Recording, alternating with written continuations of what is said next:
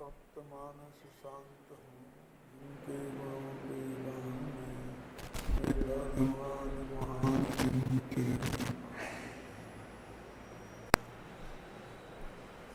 कल तक अपन 109 से 112 तक की गाथाओं पर चर्चा कर रहे थे, जिनमें ये बताया गया है कि जो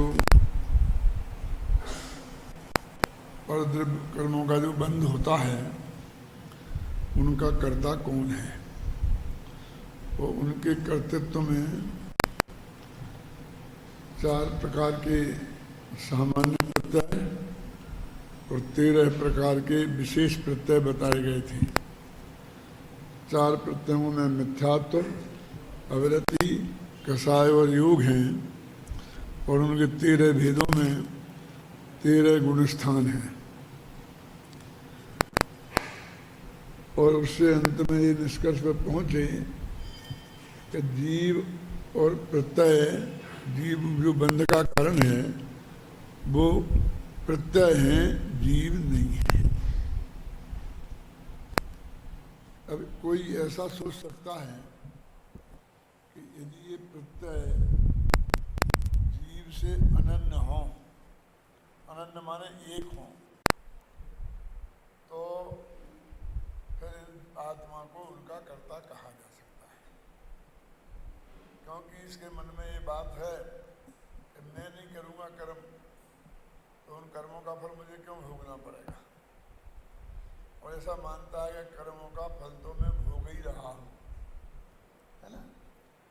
इसलिए करना भी मेरे ही हाथ में होना चाहिए। क्योंकि यदि दूसरे के किए का फल कोई दूसरा आदमी भोगने लग जाए तो बहुत अनर्थ हो जाएगा।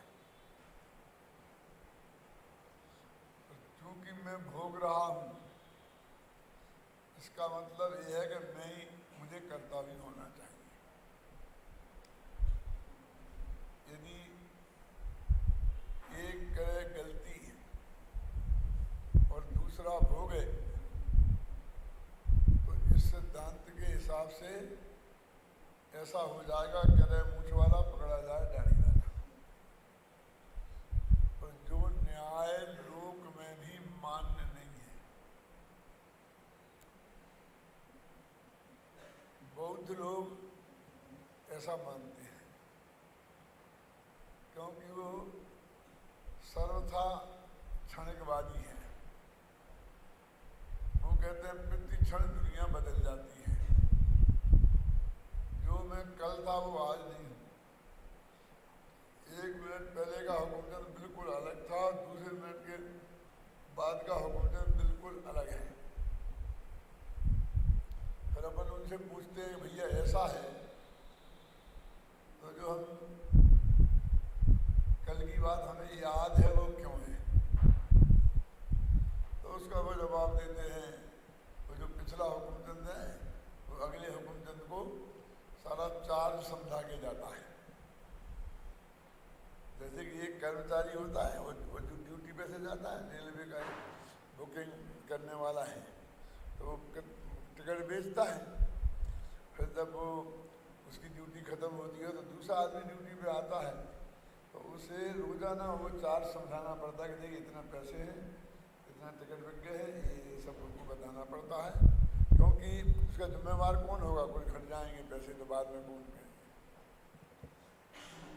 तो उसे बोलते हैं वो संस्कार, कि पहला आदमी दूसरे को अपने संस्कार दे जाता है, उसकी वजह से दोनों ये भ्रम हो जाता है ये दोनों एक हैं, और वास्तव में है बिल्कुल अलग अलग।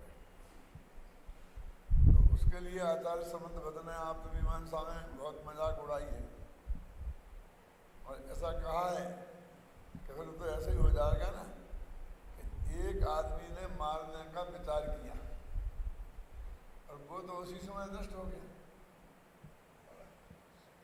जिसने मारा वो दूसरा था,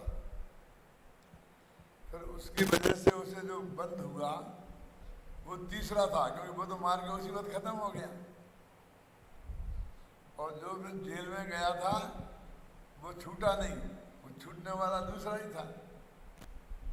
ऐसा इनकी कारिका है, ना हिनस्ती अनविसात्री, जो मारने का विचार करता है वो अलग है और मारने वाला अलग है। और बद्धम चित्तम न मुंचति, बंद हुआ वो चित्त माने आत्मा अलग है, और जो जेल से छूटेगा वो आत्मा अलग है। बद्धम चित्तम न मुंचति, बंधा हुआ चित्त मुक्त नहीं होता है। तो इसलिए कहते हैं कि नित्यता तो माननी पड़ेगी कि वो एक ही आदमी बदल करके भी कंटिन्यूटी में रहा है, अन्यथा कौन अपराधी है इसका निर्णय करना बिल्कुल संभव नहीं होगा। और सारी न्याय व्यवस्था और दंड व्यवस्था गड़बड़ा जाएगी। तो ऐसे ही जो करे सो भोगे, तो उनके यहाँ ये सिद्धांत हो गया कि जो करेगा वो भोगेगा नहीं, क्योंकि वो तो करते ही खत्म हो गया, और जो अगला आएगा वो भोगना पड़ेगा उसे। एक आदमी की एक कंपनी है, दुकान है, धंधा पानी है ना, फर्में चलती हैं। अब उसने बैंक से कर्जा लिया और वो कर्जा की जो चुकाने की डेट आई उसके पहले मर गया, तो बैंक का पैसा मारा जाएगा क्यों? कि नहीं, जो उस कंपनी का उत्तरदायी होगा, जो उसका माल लेगा, जो कंपनी को लेगा, वो कर्जा चुकाएगा। तो उसके उत्तराधिकारी को कर्जा चुकाना पड़ता है ना। लेकिन एक आदमी ने हत्या की हो तो उसके उत्तराधिकारी को जेल नहीं जाना पड़ेगा। माने वो उसने किसी संस्था की तरफ से हत्या नहीं की, वो उसने फर्म की तरफ से हत्या नहीं की है, वो हत्यारा व्यक्तिगत है। यद्यपि झगड़ा फर्म के कारण ही हुआ होगा, है ना, फिर भी ऐसा नियम है कि कर्जा तो चुकाना पड़ेगा उसे, नहीं तो वो फर्म का मालिक नहीं बन सकता। लेकिन वो जेल नहीं जाएगा, बस केस वहीं खत्म, हत्यारे का। तो वो कहते हैं कि जी आत्मा भोग रहा हूं मैं कर्म को अनादिकाल से आज तक, और पूरा कर्म के भोग रहा हूं ना। किया होगा मैंने कोई भयंकर अपराध, भयंकर गत भव में, सीधा कहती ना, मैंने कोई भयंकर अपराध गत भव में किया होगा, उसी के फल में यह संयोग मुझे मिला है, इसमें आपका कोई दोष नहीं है। तो हम तो ये मानते हैं। तो जब हमको भोगना पड़ रहा है तो हमारा कर्तव्य भी हमारे हाथ में होना चाहिए। वो भोगने वाले हेतु से करने वाली बात को स्वीकार करना चाहता है, अपना कर्तव्य तो उस पर थोपना चाहता है। तो आचार्य कहते हैं कि भाई न तूने किया है वो न तूने भोगा है। जिसको तू भोगना मानता है वो भी भोगना नहीं है, और जिसको तू करना मानता है वो भी करना नहीं है। कि कर्म बधा, तो कहते वो कारमान बैगना है जो कर्म रूप परिणमित हुई। तो कर्म रूप परिणमन को तूने भोगा कि कारमान बैगना में, तो समझना, वो तो कारमान बैगना में हुआ। जो कुछ भी हुआ तेरे में क्या हुआ, समझना। और वे कारमान बैगना बनी रही, और फिर वो उदय काल में आकर तो फिर वो कारमान बैगना रूप हो गई। तो उसे भी उसी ने भोगा, तूने क्या भोगा। और वो कहते हैं कि मैंने क्या भोगा, कि जो तेरा राग भाव हुआ था वो तूने भोगा। तो जिस अपेक्षा से राग भाव का भोक्ता उसे कहते हैं, उस अपेक्षा से राग भाव का कर्ता भी कहते हैं। अब यहाँ कह रहे ज्ञानी उस राग का भोक्ता भी नहीं है, इसलिए ज्ञानी उस राग का कर्ता भी नहीं है। तो उसके चित्त में जो ये प्रश्न है कि कर्ता और भोक्ता एक होते हैं, तो यदि जीव भोग रहा है तो उसे कर्ता भी होना चाहिए। तो उसको हेडिंग में कहते हैं कि न च जीव प्रत्ययोर एकत्वम, जीव और प्रत्ययों में एकत्व नहीं है। कहाँ लाए उस बात को? क्योंकि जीव प्रत्ययों में किसी अपेक्षा एकत्व मानेंगे तो फिर जीव को कर्ता और भोक्ता भी मानना पड़ेगा, क्योंकि पिछली गाथाओं में जीव अकर्ता अभोक्ता है और कर्ता तो प्रत्यय है, ये सिद्ध करके आए हैं। अब जीव और उन कर्मों में माने गुणस्थानों में 13 गुणस्थान हो गए ना आपको, कि मिथ्यात्व, अवृत्ति, कसाय और योग सामान्य प्रत्ययों और 13 गुणस्थान रूप विशेष प्रत्यय, ये एक पार्टी और जीव दूसरी पार्टी, तो एक पार्टी और दूसरी पार्टी में एकत्व तो नहीं है, ये इस गाथा में बताना है। इस तर्क से सिद्ध करेंगे। अब दो गाथाएं पढ़ते हैं।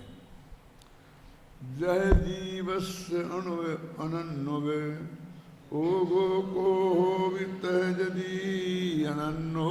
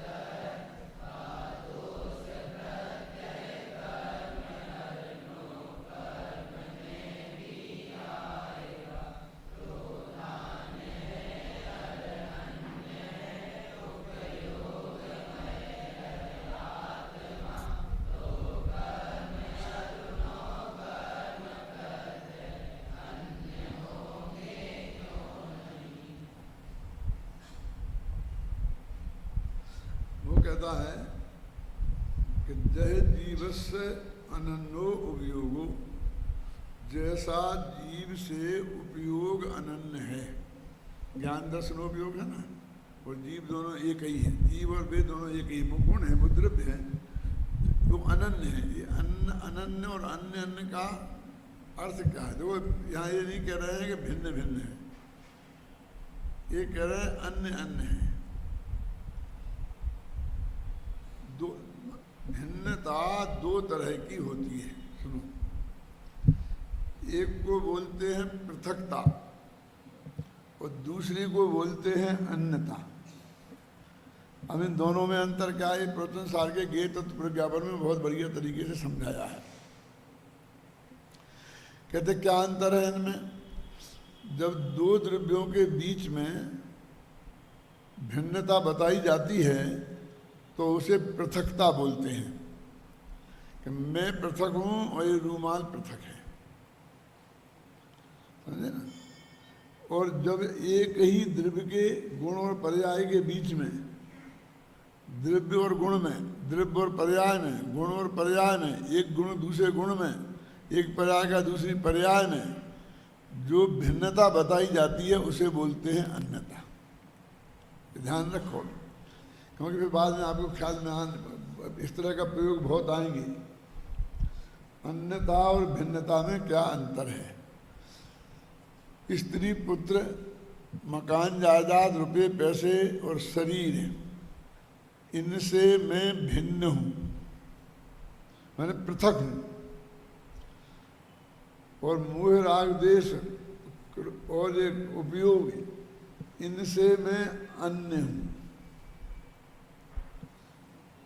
राग देश में अपने में पैदा हुए, अपनी पर्याय है ना, तो एक हुए भिन्न और एक हुए पृथक और एक हुए अन्य। अब इन दोनों को ही भिन्न शब्द से प्रयोग कर देते हैं।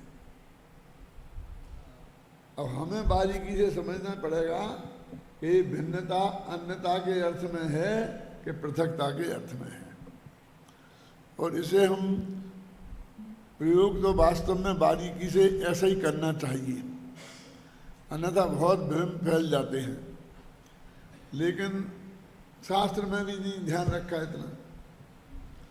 जहाँ जैसी जरूरत पड़ी तो वहाँ उन्होंने भिन्न शब्द का प्रयोग अन्य के अर्थ में भी कर दिया और पृथक के अर्थ में भी कर दिया। तो अपनी, अब वो तो शास्त्र वाले तो लिख गए, वचनवाणी में मौजूद है, और जिन विद्वानों ने प्रवचन में कह दिया तो वो भी मौजूद है। अब हम उन पे दोष मढ़ने से तो हमारा काम चलेगा नहीं। अब हमें अपने ज्ञान को निर्मल बनाना है, तो ये जिम्मेवारी हमारी है कि हम उस चीज को सही संदर्भ में समझें, कहाँ भिन्न है और कहाँ अन्य है। देखो ये दिक्कत कैसे होती है। मैंने 12 भावनाएं लिखी थी ना, तो जब संवर भावना लिखना शुरू की, होगा तुमको याद संवर भावना, तुम्हारे पास वो किताब है ना अभी, कौन, अध्यात्म नवनीत है ना, तो उसमें 12 भावनाएं होंगी, तो उसमें संवर भावना निकालो।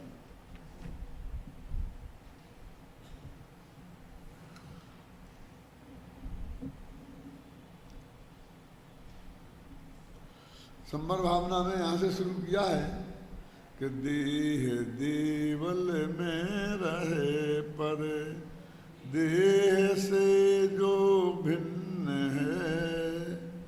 है राग जिसमें किंतु जो वह राग से भी अन्य है ना। अब ये बिल्कुल विवेक रख करके किया गया है कि वहाँ अन्य लिखा और वहाँ भिन्न लिखा। हम ऐसा कर सकते हैं ना इसे कि देह देवल में रहे पर देह से जो अन्य है राग उसमें किंतु वह राग से भी भिन्न। कर सकते हैं? नहीं कर सकते, क्योंकि वो देह है पर द्रव्य, तो देह से भिन्न है, और राग है उसी की पर्याय, इसलिए वो राग से अन्य है। उसमें क्या लगा, फिर उल्टा लगा क्या? समझ गए ना। अभी इसी को, मर्यादा को कायम रखना चाहिए थे आगे, लेकिन आगे नहीं रख पाए, क्योंकि उसमें थोड़ी दिक्कत आती थी। अब गुण भेद से भी भिन्न है, पर्याय से भी पार है। अब गुण भेद से अन्य लिखना चाहिए, लेकिन भिन्न है। अब तुम दोनों को पढ़ो, एक जगह दफे अन्य पढ़ो, एक दफे भिन्न पढ़ो, तो तुम्हें अंतर मालूम पड़ जाएगा क्या तकलीफ है। गुण भेद से भिन्न, इसमें अनुप्रास है। अनुप्रास अलंकार होता है ना, जानते हो ना, भेद और भिन्न, और अन्य करते हैं तो वो अनुप्रयास खत्म होता है। चलो एक अलंकार की बलि चला दो। अपना अलंकार, अपना कविता में अलंकार नहीं आया तो चलेगा, क्या दिक्कत है? क्यों? फिर भी उच्चारण में भी मजा नहीं आता। गुण भेद से भी भिन्न है, ये 25 दफे अन्य किया, 25 दफे भिन्न किया, फिर अंत में सोचा कि भिन्न ही रहने दो। गुण भेद से भी अन्य, इसमें उतना सॉफ्टनेस नहीं है, प्रवाह नहीं है, प्रवाह बाधित होता है। अनुप्रास जो अलंकार होते हैं वो भी कविता में कोई एक सुंदरता और अपनी कलाकारी के लिए नहीं रखे जाते हैं, वो उस वक्त उसकी प्रवाह की मांग होती है ना। गुण भेद से भी भिन्न है, पर्याय से भी पार है। तो यहाँ आपको ये ध्यान रखना पड़ेगा, पहला जो भिन्न है वो पृथकता के अर्थ में है देह से, और ये दूसरा भिन्न है ये अन्यता के अर्थ में। अब इसमें ये दिक्कत हो गई कि भी सारे देश को, सारी दुनिया को कौन समझाए, जगह जगह वहाँ जाके पड़ेगा। इतनी बात मैं तुम्हें खोल के नहीं बताता अभी, तो शायद आप भी कभी इस बारे में नहीं सोच पाते। और शायद अभी तक बहुत दिन हो गए तो पढ़ते पढ़ते क्यों रमेश, लेकिन ध्यान में आई बात नहीं आई। ये दिक्कत है कि इसलिए अन्न ही लिखना अच्छा था। अब अन्न लिख देते तो अन्न और पृथक का अर्थ भी कौन, अंतर भी कौन समझता है। उसे हम लिख देते तो कौन समझता कि यहाँ इन्होंने अन्न इसलिए लिखा और यहाँ भिन्न इसलिए लिखा। वो तो समझता है दो ही शब्द अच्छे नहीं लगते थे, एक जगह अन्न कर दिया, एक जगह भिन्न कर दिया। समझ गया ना। तो मेरे कहने का ऐसा हमने क्यों किया फिर, क्योंकि पहले आचार्यों ने भी किया है और हर जगह मिलता है। हम एक जगह सही भी कर देंगे तो उससे क्या होने वाला है, आखिर तो आपको को ये समझना पड़ेगा कि आपको अपने विवेक से निर्णय करना है। ये जिम्मेवारी आपको स्वयं ही लेना पड़ेगा, तभी आप अब सही अर्थ समझ पाएंगे और अपना कल्याण कर पाएंगे। ये मतलब ये आपको समझना पड़ेगा। ये हम पुराने आचार्यों पर मीन मीक निकाल करके काम नहीं कर सकते सर, इसलिए मैंने तुमको ये भावना निकलवाई थी। सुनो, अब उपयोग जीव अनन्य शब्द का प्रयोग है ना। अब क्योंकि क्रोध उन्हें उपयोग माने ज्ञान दर्शन, ये आत्मा का के गुण है, जानना देखना आत्मा की पर्याय हैं, तो वो इनसे अन्य अन्य नहीं है। तो अन्य अन्य नहीं के विरुद्ध होता है अनन्य, और वो है ना भिन्न के अर्थ होगा विरुद्ध होगा अभिन्न, पृथक के विरुद्ध होगा अपृथक। अभी तुम्हें जरूरत पड़ेगी जब तुम 14वीं गाथा पर आओगे तब शांति जी आपको समझाएंगे। अभी तो साल अभी कौन सी 9वीं 10वीं चल शुरू हो रही है ना, 14वें में आएगा, वहाँ आएगा 5 बोले ना, अवध स्पष्ट अनन्य नियत अविशेष और असंयुक्त। तो वो जो अनन्य शब्द यहाँ लिखा ना, वो अनन्य वहाँ आएगा, तब वो समझाएंगे कि अनन्य माने क्या, अन्य अन्य नहीं है। लेकिन इसका अर्थ आप पृथक पृथक नहीं है नहीं कर सकते। इतना काम मैं उनका हल्का कर देता हूं तुम्हारे लिए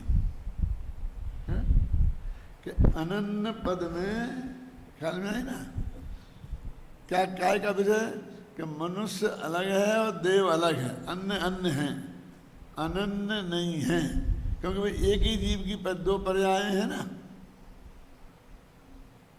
इसलिए वो अन्य शब्द है ना। उपयोग जीव अनन्य ज्यो, कुछ अर्थ समझ में आ रहा ना क्या कह रहा हूँ, गप नहीं मार रहा हूँ मैं, उसका ही अर्थ बता रहा हूँ आपको, और ऐसा बता रहा हूँ कि जो हर जगह आप लगा करके गहराई से समझ सकें। त्यों जीव क्रोध अनन्य हो, यदि उपयोग जैसे अनन्य है ऐसे क्रोध भी जीव से अनन्य हो। वो कहना चाहते हैं कि क्रोध अनन्य नहीं है, उपयोग अनन्य है और क्रोध अन्य है। जो उपयोग जीव अनन्य ज्यों, यदि त्यों ही क्रोध अनन्य हो, ठीक उसी प्रकार क्रोध भी जीव से अनन्य हो,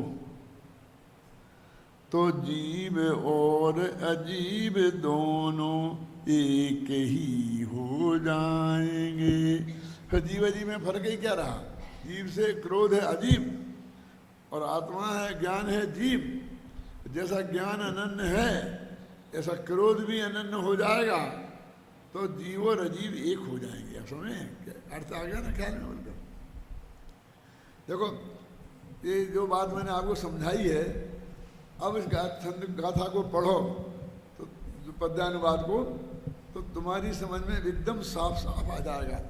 इसको समझ अनुवाद में कोई कमी नहीं है, आपने बुद्धि नहीं लगाई तो हम क्या करेंगे, उसमें तो हम कुछ कर नहीं सकते। उपयोग जीव अनन्य ज्यों, यदि क्रोध जी यदि त्यों ही क्रोध अनन्य हो तो जीव और अजीव। देखो अब प्राकृत की गाथा देखो किस तरह से उनको अनुसरण कर रहा है। जय जीवस्य अनन्यो उपयोगो, जिस प्रकार उपयोग जीव से अनन्य है, को हो भी ते अनन्यो, क्रोध भी उसी प्रकार अनन्य हो, तो जीवा जीवस्य, जीव और अजीव में दोनों एक अनन्यत्व मावन्नम, अनन्यत्व हो जाएगा। बिल्कुल बिल्कुल वही का वही है ना। मतलब पूरी गाथा से आप पद्यानुवाद में सब बात स्पष्ट हो जाती है। नीचे गद्य नहीं लिखे नहीं पढ़े तो चलता है ना। यदि जीव और अजीव दोनों एक हो तो इस तरह का दोष प्रत्यय कर्म अरनो कर्म में भी आएगा। ये ऐसा अनुवाद है इसमें आपको अन्वय नहीं करना पड़ेगा। अन्वय जानते हो ना, संस्कृत में पढ़ते तो आगे पीछे करना पड़ता है ना, वो बिल्कुल नहीं। इस तरह का दोष मैंने दो पंक्तियों में बराबर जो जुड़ रहा है, ऐसा नहीं कि भाई पंक्ति खत्म हो गई। इस तरह का दोष प्रत्यय, आप समझे ना। यदि हम कहते मान लेंगे, हम तो क्रोध को और उपयोग जैसे अनन्य है, जैसा हम क्रोध को भी अनन्य मान लेंगे। वो क्या हमें क्या दिक्कत है, हम मान लेंगे। तो वो ये नहीं कहते हैं कि तुम्हें ये दिक्कत होगी, वो ये कहते हैं कि तुम इसे मानोगे तो फिर कर्म को भी अनन्य मानना पड़ेगा। फिर नो कर्म माने शरीर आदि संयोग, स्त्री पुत्र आदि, फिर इनको भी अनन्य मानना पड़ेगा। क्या है? यदि तुम ये करोगे तो इनको भी मानना पड़ेगा। समझा ना। अभी होता ना अपने कि भाई अपने विद्यालय में एक विद्यार्थी भर्ती होना था, तो वो कोई मिनिस्टर की सिफारिश लेके आ गया और उसके थे 52%। और वहीं जब वो उसे भर्ती करने लग गए, क्योंकि मिनिस्टर की शिकायत थी, तो वहीं 54% वाला खड़ा था। तो उसने कहा कि तुम इसे करोगे तो मुझे भी करना पड़ेगा। वो आ गई ना। अब देखिए कि मुझे करने में तो मैं तो 54 हूँ, ये तो पाँव नहीं है, ख्याल में ही ना। वो कहते हैं कि ये तीनों का एक ग्रुप था। क्रोध माने भाव कर्म और द्रव्य कर्म और नो कर्म, ये तीनों से भगवान आत्मा भिन्न है ना। क्यों? कम में नो कम मम्मी अहमद में कम से कम में नो कम मम, आता में नहीं आता। तो वो कहते हैं तुम तीनों को, एक ग्रुप को, एक को नहीं, तीनों को लेना पड़ेगा। आखिरकार उसे क्या करना पड़ा, कल मैं इसे भी नहीं लूंगा। ये नहीं कह सकता अच्छा तुम भी आ जा बेटा। यहाँ भी वही करना पड़ा ना इसको कि नहीं भैया, यदि शरीर को भी अपना मानना पड़ेगा, स्त्री पुत्र को भी अपना मानना पड़ेगा, तो मैं नहीं मानता। क्या पकड़ा है क्या? यदि जीव, जो बिल्कुल भाषा देखो, यदि जीव और अजीव दोनों एक हों तो इस तरह का दोष प्रत्यय कर्म अरनु कर्म में भी आएगा। ये मैं गाथा पर इस पर इसलिए समझा रहा हूँ कि मैं जो आपसे पाठ कराता हूँ वो इसलिए कराता हूँ कि आपको ऐसा, जब पाठ करो तो ऐसा अर्थ समझ में आता जाना चाहिए। जो अपना आमनाय नाम का स्वाध्याय है ना, वो इसका नाम है।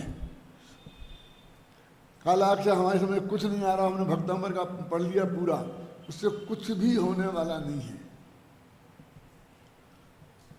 कहने साहब कुछ तो होना चाहिए, थोड़ा बहुत तो पुण्य बंद, कुछ ना कुछ तो होना चाहिए।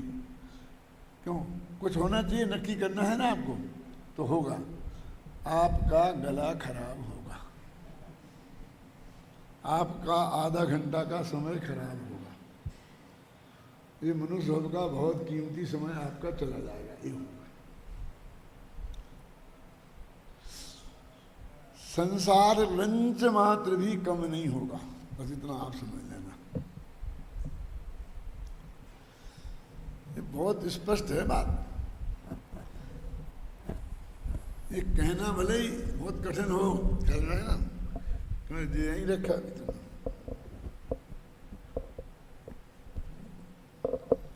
क्या समझना है?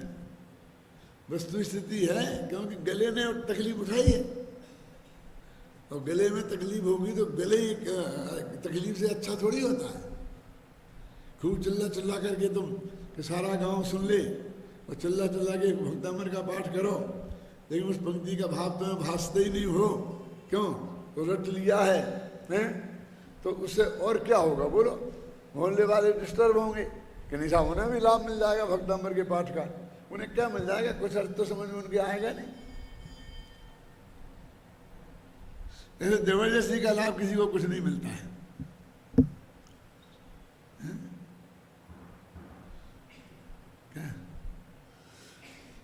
यदि जीव और अजीव दोनों एक हों, यदि इस तरह, उन्हें नहीं कहा जीव और क्रोध एक हो तो नहीं कहा, क्योंकि क्रोध को अजीब तो हम सिद्ध करके आए हैं ना पीछे, क्योंकि हम क्रोध कहेंगे तो तुम्हें समझ में नहीं आएगा, इसलिए हम यहाँ उसको अजीब नाम से ही पुकारेंगे। अब हम कहते देखो बात कर रहे हैं अजीब की, बात तो क्रोध की चल रही थी, अजीब कहने लगे, लेकिन हम क्रोध को अजीब सिद्ध करके आए हैं ना, अब उसे हम अजीब के नाम से पुकारेंगे, अब हम क्रोध के नाम से नहीं पुकारेंगे। फिर कहोगे अच्छा अच्छा द्रव्य क्रोध को ले लो, अरे भैया वो तो कर्म में जाएगा, जब कर्म और नो कर्म में भी इस प्रकार का दोष आएगा ये कह रहे, तो ये जो है वो द्रव्य कर्म नहीं है, भाव कर्म है। ये राग नामक आत्मा की जो विकारी पर्याय है उसको कह रहे हैं, यानी अध्यात्म में जो इसको पुद्गल कहा है, यदि वो आपके गले नहीं उतरी तो सारा प्रकरण गले नहीं उतरेगा। क्या? क्योंकि अभी सारे तर्क वितर्क तो उसी के आधार पर चलेंगे। सारा राजमहल तो हमने उसके आधार पर खड़ा किया, और राजमहल जिसके आधार पर खड़ा किया है, तो यदि वो ही बात सिद्ध नहीं भई तो बाकी की लंबी चौड़ी बातें कैसे सिद्ध होंगी, है ना? क्यों? एक लड़का लड़की की सगाई हो गई, और सगाई के बाद में भी नक्की हो गई कि इस तारीख को बारात आएगी, इस तारीख को लगन आएगी, इतना इतना इतना आएगा, इतने बाराती आएंगे, इतना भोजन बनाना पड़ेगा, भोजन का मेनू ये होगा, ख्याल में है ना? ये भी तय हो गया कि मेहमानों को क्या देंगे आप, और किसको क्या करेंगे, वो सब बातें तय हो गई। अभी विधायक साहब एक प्रॉब्लम आ गई है, बैठे क्या कि लड़का मना कर रहा है, चल लड़की को दे दो सम्मान, जब वो लड़का राजी नहीं कि लड़की राजी नहीं है, क्या करें? कि कोई बात नहीं, इस बारे में बाद में सोच लेंगे, अब पहले बाराती कितने आए वो तो बता दो, क्योंकि वो व्यवस्था करनी है। क्यों? क्या उनको क्या क्या देना है? पागल हो गया है। इसको फिर सोच लेंगे, कोई चिंता की बात नहीं है, पहले और बाकी का तो सब निर्णय कर लो, चलेगा जैसा। वो कहता भैया क्रोध को अन्न मान लोगे तो बाकी की चर्चा हो ही नहीं सकती। सबसे पहले इसी मुद्दे पे निर्णय करना पड़ेगा, तो बाद में बाकी की चर्चा होगी, क्योंकि इसको नहीं मानते ही फिर शरीर को, यदि इसको अनन्य मानोगे तो शरीर को, नो कर्म को, ज्ञान वर्णादि कर्मों को, स्त्री पुत्र को, सबको अनन्य मानना पड़ेगा, है ना? इतनी बड़ी वो है। यदि जीव और अजीव दोनों एक हों तो इस तरह का भेद का दोष प्रत्यय कर्म और नो कर्म में भी आएगा। क्रोधान्य है और अन्न है, उपयोग में आत्मा, तो कर्म अरुनो कर्म प्रत्यय अन्य होंगे क्यों नहीं। यदि तुम कहोगे क्रोध अन्य है और आत्मा अन्य है, यदि तुमने ये मान लिया, तो अब सिद्ध करने की जरूरत है कि शरीर अन्य है ज्ञाना वर्णादि कर्म अन्न है, स्त्री पुत्र आदि के नहीं, तो अपने आप सिद्ध हो जाएंगे। बोलो, इस गाथाओं का अब इससे ज्यादा सरल पद्यानुवाद हो सकता है? इसमें प्रवाह है, बोलने में कहीं रुकावट नहीं है, ख्याल नहीं ना, और भाव भी पूरी तरह से अक्षर टू अक्षर सामने आ रहा है, ख्याल नहीं ना। देखो, मैंने कहा था, आपको बताया था पहले कभी, फिर दोहराता हूं कि नाटक समय सार बनारसी दास जी का बहुत अच्छा महानतम ग्रंथ है। और फिर अपन ने कलश पद्यानुवाद लिखा, जबकि वो भी ऐसा ही माना जाता है कि कलशों के आधार पर ही लिखा गया है, ख्याल नहीं ना। अब दोनों में अंतर क्या है ये समझो, अंतर समझ में आएगा तो इसके लिखने की जरूरत थी कि नहीं थी, ये बात भी सामने स्पष्ट हो जाएगी। उसमें तो उनने पूरा समय सार का कलश, उनने समय सार बाद में पढ़ा, कलश टीका पहले पढ़ी, उनको मिली थी क्योंकि वे संस्कृत के विद्वान नहीं थे। ध्यान से सुनना, घबराना नहीं, पूरी बात सुनना, ये निंदा नहीं है, फैक्ट है।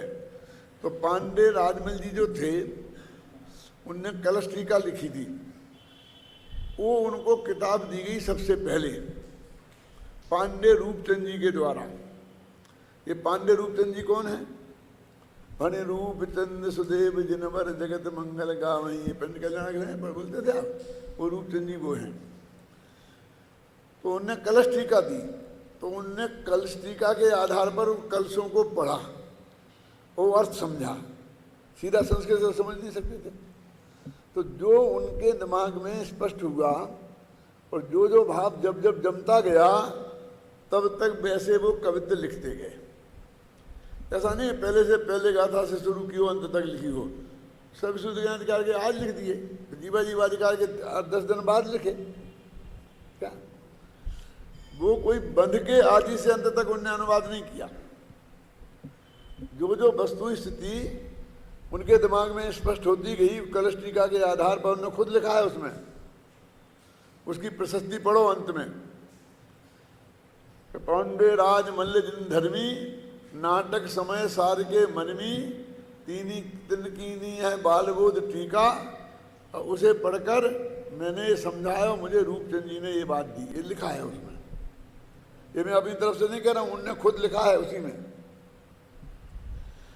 अब क्या हुआ कि बाद में जब पूरे छंद लिखे गए, और बनारसी दास इतने लोकप्रिय कवि थे कम से कम जैनियों में, अजैनों में भी, कि उनके नाटक समय सार के कवित्व आगरा की गलियों में वैसे ही गुनगुनाए जाते थे जैसे आजकल सिनेमा के गाना गलियों में गुनगुनाए जाते हैं। क्या क्या समझे? इतने लोकप्रिय थे, लोगों को कंठस्थ हो गए थे और गुनगुनाते रहते थे, बोलते रहते थे मंदिर में, सभा के बाद में, पहले, ऐसा। फिर बाद में उनने या उनके स्वर्गवास के बाद उनके अनुयायियों ने उन सारे छंदों को इकट्ठा किया और फिर उसे व्यवस्थित क्रम से जमाया, समझ में है ना, और जमा कर उनने एक ग्रंथ कर दिया तैयार। इसको इस तरह से व्यवस्थित कर दो तो एक ग्रंथ हो गया तैयार। फिर वो बनारसी दास जी इस समय बालबोधिनी टीका को पढ़कर भ्रष्ट हो गए थे। उन्होंने खुद अपनी आत्मकथा में लिखा है कि नगन होए चारों जने फिरे कोठरी माई। चार, एक तो ये बनारसी दास और इनके 3 साथी और थे, एक कमरपाल थे, वो नाम सब उनने लिखे हैं। 4 आदमी मिलकर एक कमरे में बंद हो जाते थे, अंदर से चटनी लगा लेते थे और नंगे हो जाते थे और कहते थे हम 2 घंटे के लिए मुनि हो गए। तो कछु परिग्रह नगन होए चारों जने फिरे कोठरी माई और कहें हमें दिगंबर हुए कछु परिग्रह नाई, और हमारे पास कोई परिग्रह नहीं है। ऐसी दशा हो गई थी। तो लिखा भई बनारस की दशा यथा ऊंट को पाद, ऐसा लगा है। बनारस की दशा ऐसी हो गई, ख्याल में आई ना, कि ऊंट का पाद। ऊंट का पाद क्या है? एक तो पाद के दो अर्थ होते हैं, एक तो पैर, कदम। तो ऊंट के कदम पैर चलते हैं ना, ऐसे ऐसे ऐसे ऐसे ऐसे ऐसे चलते हैं, टेढ़े टेढ़े चलते हैं, सीधे नहीं चलते। देखना कभी, ऐसे हम एड़े टेढ़े चलने लग गए, जन मार्ग में सीधे सीधे नहीं चले। और एक होता है जो अपना अपान वायु निकलती है, उसे भी पाद बोलते हैं। तो उसे फुर फुर फुर फुर निकल जाती है, ऐसे कि मुंह से फुर फुर फुर फुर समय सारी की बातें बोलते हैं और समझ में कुछ आता नहीं, सही बात समझे नहीं। भाई बनारस की दशा यथा ऊंट को पाद, ख्याल में ना, ये लिखा उनने। तो उनको ये लगा कि एक इस उनकी फिर वो दुर्दशा सुधरी कैसे। तो उन्होंने कहा कि रूपचंद जी पांडे आए आगरा में, और वे गोमट सार के जानकार थे। तो उन्होंने इन्हें गुणस्थान पढ़ाए कि भैया हर एक आदमी की दशा गुणस्थान के अनुसार होती है। तुम्हारा 6वां 7वां गुणस्थान हो गया क्या? ऐसे नंगे होने से तो मुनि नहीं हो गए, फिर 2 घंटे को हो गए, फिर बाद में कपड़े पहन लिए तो गृहस्थ हो गए, ऐसा नहीं होता है। ये बाहर के कपड़े पहनने और बदलने से कुछ नहीं होता, वो तो अंदर के परिणामों के आधार पर सारा निर्भर है। और उन्होंने वो गुणस्थान पढ़ाए तो उनकी समझ में कुछ आई। इसलिए उन्होंने उस समय नाटक समय सार की जो विषय वस्तु नहीं थी, एक गुणस्थानाधिकार वो नाटक समय सार में जोड़ दिया। क्या अब क्या जोड़ा उसमें? अब एक और समझना बहुत मर्म की बात है जी, कि गुणस्थानाधिकार तो जोड़ा, कर्णानि योग जोड़ा होगा? नहीं, कर्णानि योग तो बहुत कम, चरणानि योग जोड़ा। चरणानि योग में तो गुणस्थान का क्या काम है? कि 4थे गुणस्थान में जीव की कैसी दशा होती है, 5वें में कैसी होती है, ये वर्णन किया। और एक सामान्य जैनी का जीवन कैसे होना चाहिए वो वर्णन सब किया। ये जो 22 अवक्षों के नाम आते हैं दादा, ओला घोर बरादश भोजन बहुबीजा बैगन संधान, ये नाटक समय सार का छंद है जो बनारसी दास ने लिखा कि पहले ये तो छोड़ो, 22 अवक्ष छोड़ो, 11 प्रतिमाओं का स्वरूप लिखा। इन सब का बहुत डिटेल वर्णन अच्छी तरह से किया। तो 4थे गुणस्थान में, 5वें गुणस्थान में जो हमारे श्रावक का आचरण होता है ना, उनकी खुद की भूमिका थी जो उन्हें बताई थी रूपचंद जी ने, और जिसकी कि भैया तुम्हारे ऐसे छोड़ने से तुम साधु नहीं हो गए, इसकी प्रक्रिया ऐसी, गुणस्थान प्रमाण ऐसी है, और कौन से गुणस्थान में कौन सा आचरण होता है वो उन्होंने उसमें लिखा। तो इस तरह अध्यात्म करुणा द्रव्यान योग के अध्यात्म से जो, यदि तुमने थोड़ा करुणान योग नहीं पढ़ा और थोड़ा गुणस्थान को नहीं समझा करुणान योग, तो अध्यात्म के साथ में एक खतरा है। और ऐसे आदमी थोड़े प्रतिभाशाली हो जाएं तो वे सबसे ज्यादा खतरनाक हैं, क्योंकि वो जो मूर्ख होता वो तो अकेला अपने को बिगाड़ता है और वो हजारों को बिगाड़ता है प्रतिभाशाली। अब बनारसी दास कवि थे, श्रृंगार की कविताएं लिखा करते थे। अब उन्होंने इसकी भी लिख दी। यदि वो नहीं सुधर पाते तो ऐसी ऐसी कविताएं लिख के रख जाते, और हम जैसे तुम जैसे पागल उनको बोलते रहते थे, क्योंकि वो तो पहले भी बनारस आगरा की गलियों में छंद बोले जाते थे, ये तो बाद में लिखे गए। तो ये इस तरह का वो चीज है। तो उसमें क्या है कि हर कलश का पद्यानुवाद नहीं मिलेगा। आप देखना, अभी हमने ये कोशिश की, नाटक समय सार छापा, कि कौन से कलश का पद्यानुवाद कौन सा छंद है। तो ये तो हम लोगों ने संपादन में करने में, हमसे पहले लोगों ने भी किया होगा, उसको सेट किया है कि ये इसका होगा। पूरा हूबहू नहीं मिलता है वो, और बीच में कई छंद छूटे भी हैं और जिनका नहीं है और एक छंद पे कम से कम 10 छंद मिल जाएंगे कहीं कहीं। समझ गए ना? उन्होंने एक एक छंद का अक्षर अक्षर देख के उसके हिसाब से अनुवाद नहीं किया, और अपन ने किया वो एक एक छंद का एक एक अक्षर देख के मिलान करके पूरी तरीके से ऊपर से नीचे मिलान करोगे तो पूरा मिलेगा, ख्याल में आई ना? इसलिए वो दोनों का अध्ययन सेपरेट करना बहुत जरूरी है,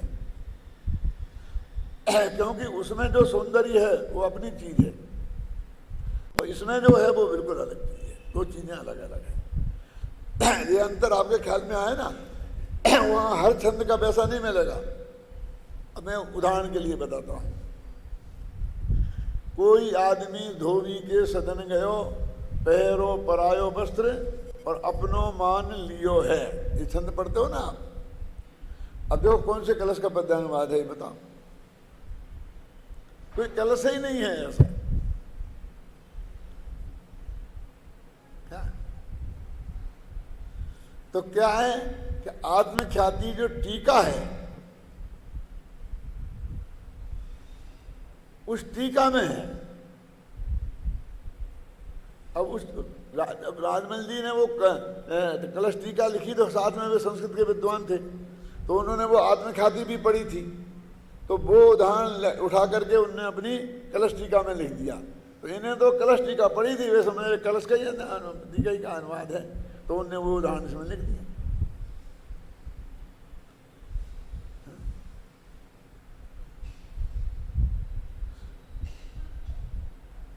तो मेरे कहने का मतलब ये है कि बहुत से छंद ऐसे मिलेंगे जो आत्मख्याति में से बनाए गए हैं, जो कलश उसमें नहीं है, और आत्मख्याति में भी उन्हें नहीं पढ़ी। आत्मख्याति में से भी जो भाव कलश टीका में उनने आत्मख्याति का हिस्सा दे दिया, बस उनने तो उसको समझ लिया और बस उस पर कवित्व बना दिया। उसी दिन जिस दिन पढ़ा उस दिन बना दिया। आज अपन ने ये पढ़ा तो आज रात को ये बना दिया, कल वो पढ़ा तो वो बना दिया, जो चर्चा चली उसको बना दिया। ऐसे यदि आप अब जो इतनी मेहनत करो तो करो, फिर आगे पीछे। अब जो मैंने आपको इतनी अध्ययन करके ये सब बताया है, आप इससे ज्यादा अध्ययन करके तब फिर इसमें कोई नया कमेंट्स कर सकते हो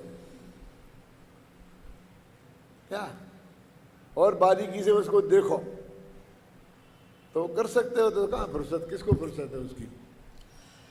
हो गया ना? क्रोधान्य है अर अन्न है, उपयोग में आत्मा, तो कर्म अरुणो कर्म प्रत्यय, अन्य होंगे क्यों नहीं। जब आत्मा का विकारी परिणाम क्रोध कोई हमने अन्न कह दिया तो वे तो अन्य हैं ही, वास्तव में वे तो भिन्न हैं। लेकिन इन्हें तो वहां अपनी बराबरी पर रखना है तीनों को। कौन कौन को? भाव कर्म, द्रव्य कर्म और नो कर्म, इसलिए उनको भी अन्य अन्य कह दिया। समझ गया?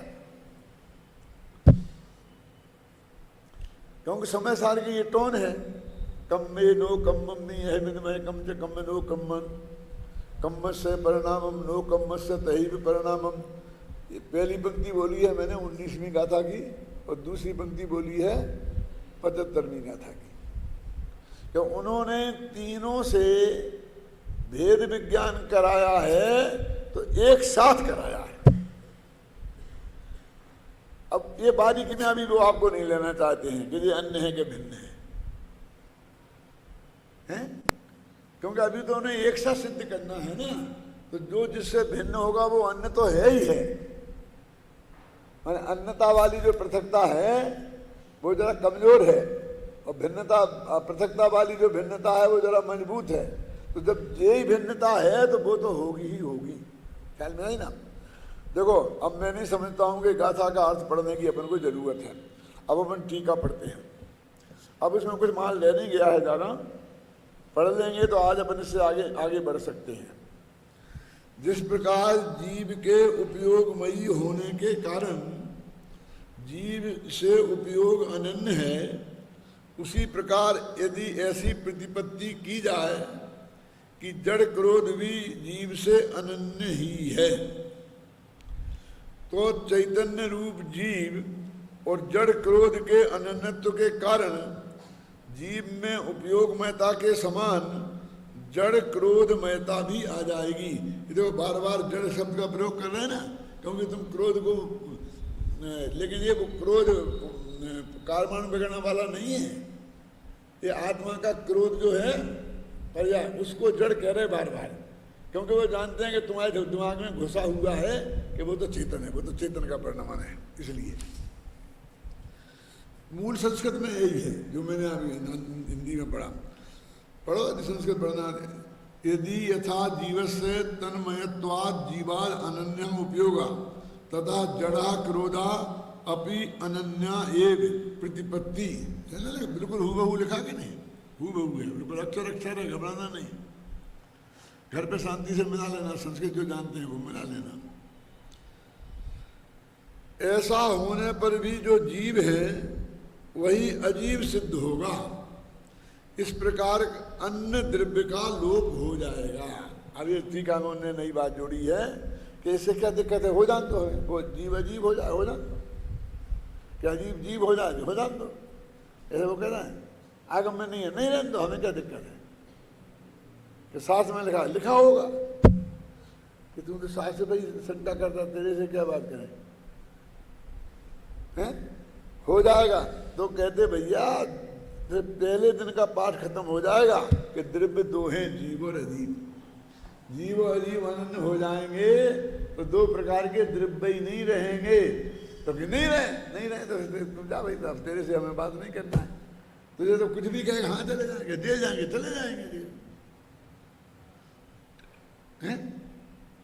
एक सही घटना सुनाता हूँ, दादा अपना नाम जानते हो, हुकुमचंद तन्मय बुखारी आता है कवि, वो सुनाते थे कि वो जब भारत का आंदोलन चलता था ना स्वतंत्रता का, तो वे भी उस आंदोलन में भाग लेते थे। अच्छे कवि थे, वैसे लोग तो बहुत ज़्यादा भाग लेते ही हैं।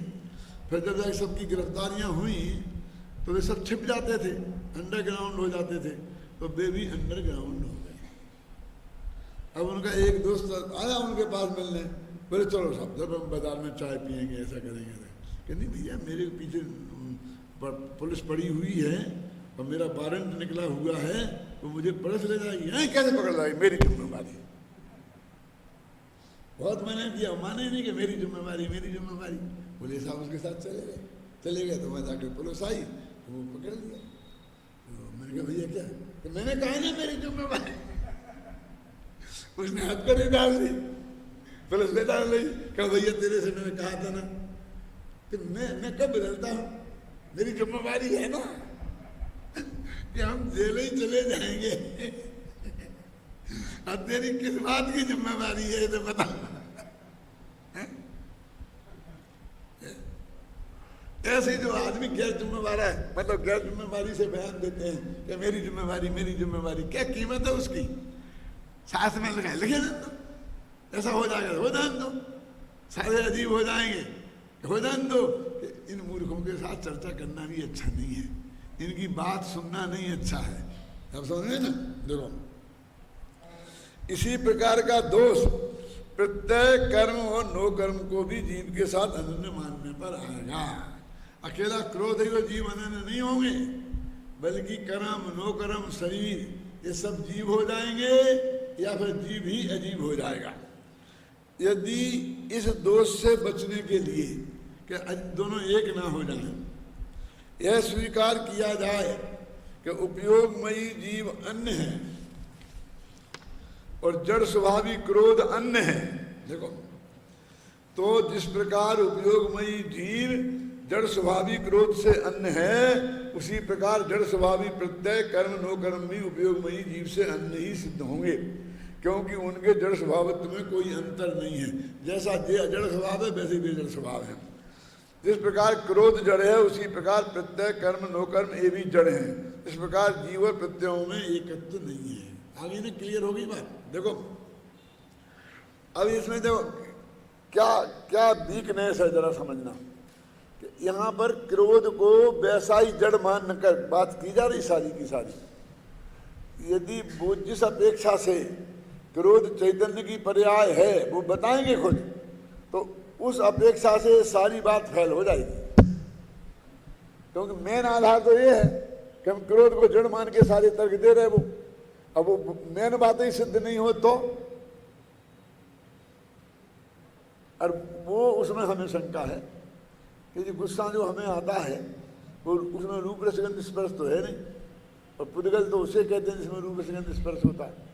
इसलिए जो अध्यात्म की शैली को नहीं जानते उनके गले उतारना बहुत कठिन है।